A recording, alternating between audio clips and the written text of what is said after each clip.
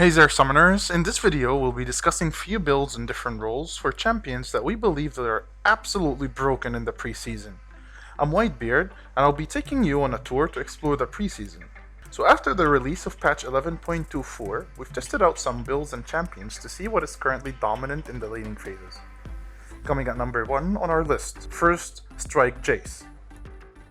In order to proc First Strike overall, you need a burst damage and a good engage. And that's where Jayce excels. Early on in the game, you won't have a disengage tool like when you used to play Phase Rush, and you won't have a damage burst like when you had Electrocute, nor even Fight Sustain when you played him with Conqueror. However, playing First Strike Jayce requires patience.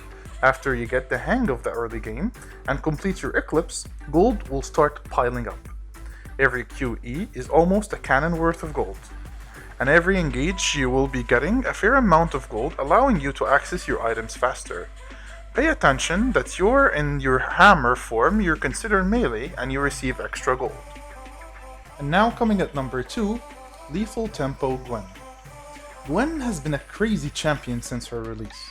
However, now after the new Lethal Tempo and her insane melee range, she can easily outmaneuver and outdamage any other top laner. The trick is to abuse your E to keep on gap closing between you and your enemy and keep proccing the lethal tempo. You think Gwen was scary before? Well, I got bad news for you. And at number 3, Axiom Arc Nocturne. Back in the day when you were playing against Nocturne, you used to wait for his ultimate to be on cooldown before you play aggressive or look to siege objectives, right? Well, think again.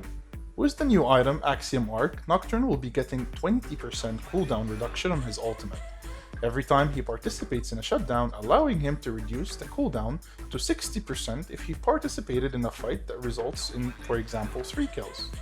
You want my advice? Whenever an Axiom Arc Nocturne ulties, you should always count how many kills he participated in. And coming at number 4, Crown Viktor. Even after the nerfs for the crown on the 11.24 patch, the new Crown Viktor is a scaling machine. All you have to do is focus on CSing and basically tread when possible, and after you hit the crown, things get different. Viktor always had an issue dealing with bruisers, assassins, and high-range mages.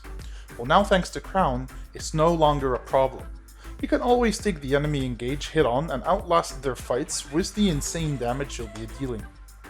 And at number 5, Crown Ryze. Aside from the fact that Crown allows Ryze to be an anti-bruiser and assassin, it also gives him the sustain he needs for prolonged fights to melt down enemy champions. Add Cosmic Drive and Seraphs to the mix, and you should be almost invincible. Your durability increases tenfolds. The only counterplay you can have against you is if someone removed your Crown Shield before a fight breaks out to begin with. Yet still, you should manage to sustain quite the damage. And coming at number 6, Crown Kassadin. Without the necessity of early scuttle contest and the new objective bounties system, it's much easier to create a comeback with Kassadin right now. Kassadin now builds Fimbulwinter, a second item, and he's almost unstoppable now. If you cannot shut him down as fast as possible, Kassadin will for sure wreak havoc. Also, an honorable mention is that the First Strike has been picked up a lot lately by jungle assassins, since basically it allows them to access to a higher pool of gold, champions like Kayn, Talon, and Kha'Zix. Well, with that I hope you guys best of luck in the preseason, and write down in the comments what kind of builds do you think are broken and weren't mentioned in the video. I'll see you for now, and I'll be waiting to read the comments. Whitebeard out.